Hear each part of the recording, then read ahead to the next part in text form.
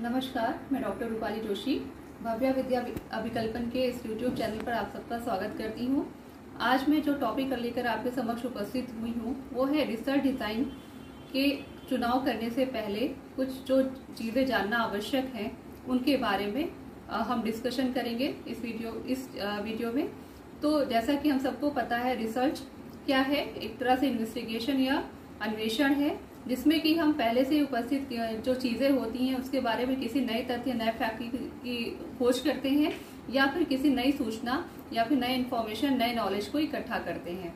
तो ये जो रिसर्च है, ये जो शोध होता है, ये बहुत कॉम्प्लेक्स प्रोसीजर है, बहुत आसान नहीं होता है। जैसा कि एक मकान बनता है, मकान बनने से पहले जब हम प्लानिंग करते हैं, हम डिफरेंट चीज़ों के बारे में सोचते हैं, घर की बुनियाद रखते हैं और किस तरह से हम प्लानिंग करते हैं कि हमें पैसा कितना लगेगा हमारे घर में, हमारे मकान बनने में कितना कुल लागत कितनी आएगी, और हमारा ड्राइंग रूम कहाँ होगा, हमारा डाइनिंग रूम कहाँ होगा, हमारा मेन गेट किस तरफ से होगा वगैरह, ये सारी चीज़ें। तो क्योंकि मकान बनाना बहुत बड़ा काम होता है, उसी तरह से रिसर्च का काम भी बहुत बड़ा, अपने में काफ़ी कॉम्प्लिकेटेड काम होता है। तो उसके लिए भी हमें पहले से प्रॉपर प्लानिंग करने की ज़रूरत होती है। तो जिस तरह से घर बनाने से पहले हम ब्लूप्रिंट तैयार करते हैं, उसी तरह से रिसर्च करने से पहले हम ब्लूप्रिंट तैयार करते हैं और उसी ब्लूप्रिंट को हम क्या कहते हैं? Research design. क्योंकि रिसर्च क्या है? एक प्रोसीजर है जो जिसमें कि हम लंबे समय तक किसी चीज़ की स्टडी करते हैं। तो उसके लिए हमारा जो प्लानिंग होनी चाहिए, डेटा कलेक्शन की, और जो हमारा जो सैम्पलिंग वगैरह की जो प्लानिंग होनी चाहिए, एक प्रॉपर प्लानिंग होनी चाहिए। नहीं तो हमारा रिसर्च भटक सकता है, हमें क्लियर नहीं समझ में आएगा कि हम किस तरह से, किस डायरेक्शन में अपने काम को करें। तो इसलिए हमारे पास रिसर्च डिज़ाइन का होना आवश्यक है, एक अच्छी रिसर्च डिज़ाइन का होना आवश्यक है। और इसके अलावा रिसर्च डिज़ाइन के एक अच्छी रिसर्च डिज़ाइन होने से क्या होता है कि हमारे जो बायस जो रिजल्ट आ सकते हैं, जो एरर्स होती है, उसको हम मिनिमाइज कर सकते हैं। तो इस तरह से रिसर्च डिज़ाइन का चुनाव, एक अच्छी रिसर्च डिज़ाइन का चुनाव करना अत्यंत आवश्यक है। तो जो आज का वीडियो है उसमें मैं केवल इस बारे में बात करूंगी कि रिसर्च डिज़ाइन को चुनने से पहले हमें किन किन चीज़ों के बारे में जानना आवश्यक होता है। तो क्योंकि क्या होता है कि हम जब तक हम अपने जो एक्सट्रेनियस वेरिएबल हमारे रिसर्च में क्या है, हमारा जो किस तरह का वेरिएबल्स है हमारे पास, एक्सट्रेनियस वेरिएबल क्या है और हमारी हाइपोथेसिस कैसी है वगैरह, ये सब चीज़ें अगर क्लियर नहीं होंगी तो हमारे रिसर्च डिज़ाइन को चुनना, अच्छी रिसर्च डिज़ाइन को चुनना थोड़ा मुश्किल होगा। तो अभी हम पहले इस बारे में बात करते हैं कि रिसर्च डिज़ाइन चुनने से पहले हमें क्या क्या जानना आवश्यक है। तो सबसे पहले तो हमें हमारे वेरिएबल क्या क्या हैं उनके बारे में जानना हमें ज़रूरी है। वेरिएबल्स क्या होते हैं? सबको पता है कि वेरिएबल ऐसी चीज़ें होती हैं जिनको कि हम मेजर कर सकते हैं। तो इसका क्या मतलब हुआ? क्या क्वालिटेटिव चीज़ें जो होती हैं जिनको हम मेजर नहीं कर सकते, क्या वो वेरिएबल्स नहीं होते? वो भी होते हैं, उनको हम क्वांटिफाई करते हैं इस तरह से।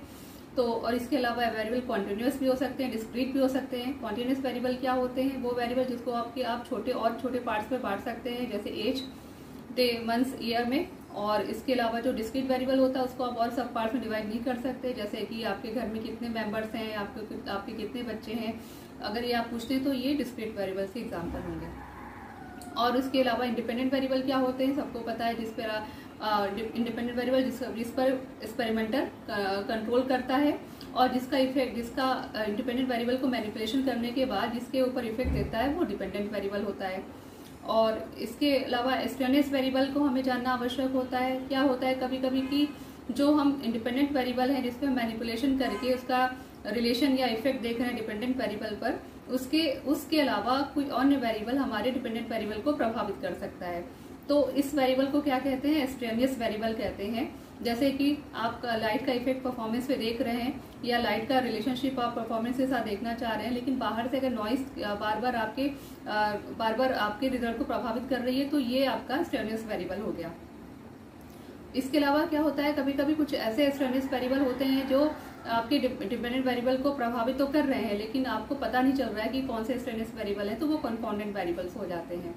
और इसके बाद फिर आपको हाइपोथेसिस को जानना आवश्यक होता है कि हाइपोथेसिस आपकी किस तरह की है।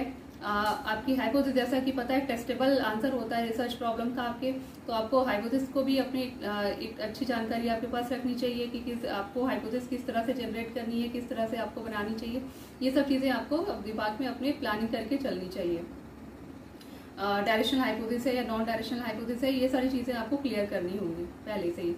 आप नल हाइपोथेसिस लेके चल रहे हैं, रिसर्च हाइपोथेसिस लेके चल रहे हैं, इनके बारे में अभी और डिस्कशन करेंगे हम जब हमारा नेक्स्ट वीडियो आएगा। और इसके साथ साथ आपको अपनी प्रॉब्लम, रिसर्च प्रॉब्लम तो आपको क्लियर होना ही चाहिए उसके बारे में।